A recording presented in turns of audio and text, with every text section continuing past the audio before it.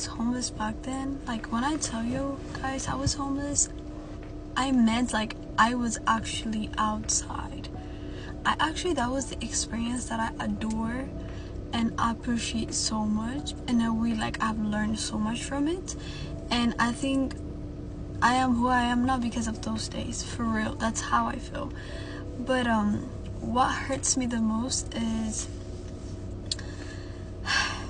I was 17. Hold on, this is like a crazy story time. You guys have to sit down and listen to me. So let me start a story, okay? I was 17 at the time. I think I was 17. I was like 16, 17. I was turning 17, I think, when I rented this place. Mind you, this family, they were Ethiopian, okay? Husband and a wife, they have 2 kids, I believe, at a time. So they rented me their room, one room from their basement. So they have a basement and they rent like all of them. So there is like at least 5 other people who lives in that basement with me. So we are roommates, but they are the one who brings them. So since I didn't have any credit or like to apply for apartments, so I don't even have the money, not even the credit or anything like that. I didn't even have the money to pay for an actual apartment. So I have to go somewhere that's like cheaper, right?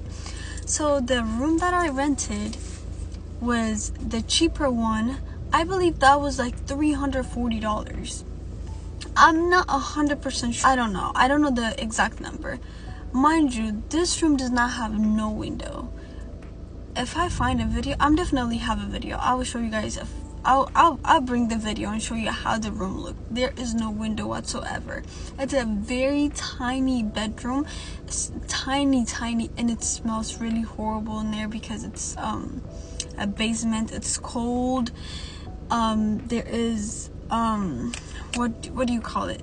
The carpet dirty, but like, you know, they don't do nothing for you. But anyways, that's beside the point.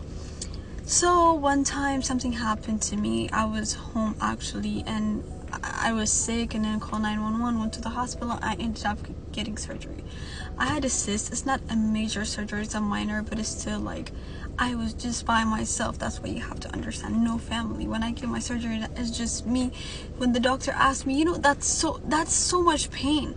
When the doctor asked me like, oh, where is your family? Where's your dad? And I'm like, it's just me. Like, I don't have guardian, nobody, nothing. So after getting the surgery, of course, I did have some people that I know at the time, so I had to call them in the morning because that happened at the night time. But anyways, I stayed at the hospital about like a week, I think.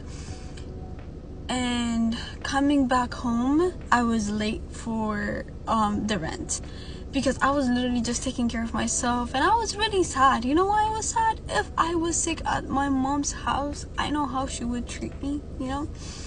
And the fact that I have to think about like other people being there for me, it just was so hurtful. Anyways, so I come back after a week, and he was so frustrated with me. He was really mad that I didn't pay, and also I left a dirty dish in the washer, and when that happened, it was just emergency and I just left. Mind you, this guy did not call me to check up on me like what happened to you for a week. He just didn't say anything, right? And then when I come back, he was like, oh, like, I'm gonna rent it, so if, like, you know, you're not gonna be responsible with your payment, whatever. And I explained the situation. I literally cried explaining I just had a surgery and I wasn't working. I'm short with money. Can you just give me a little bit of time? And he was like, yeah, like, I can't do this. Like, you just have to find another place, whatever. He kicked me out, literally, right?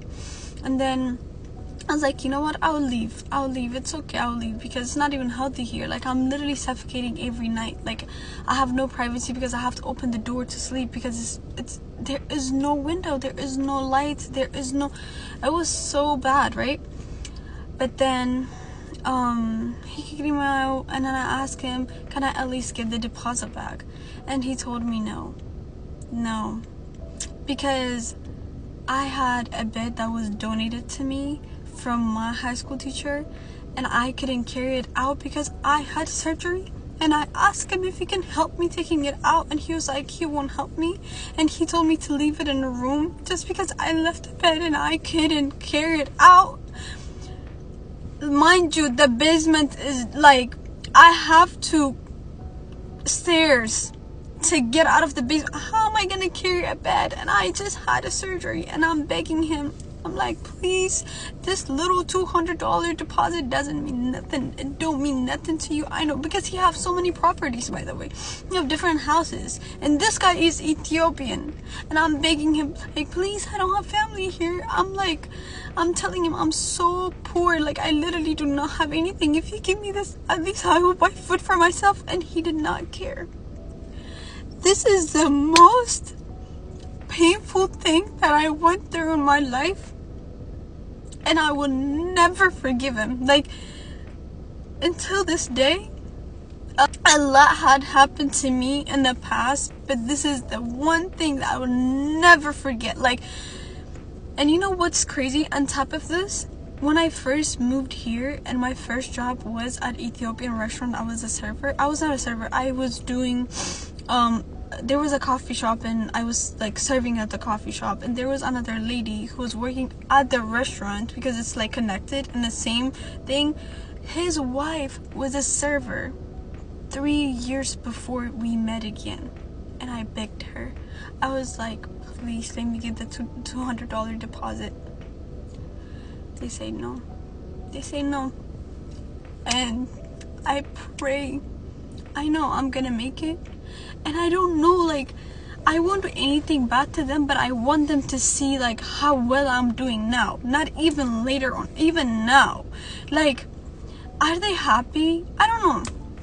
I feel like that's the craziest and the most hurtful thing that I ever went through when it comes to me being here alone.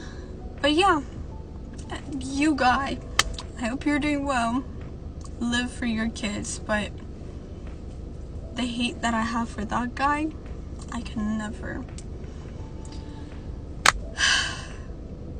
More stories to come, but thank you for watching.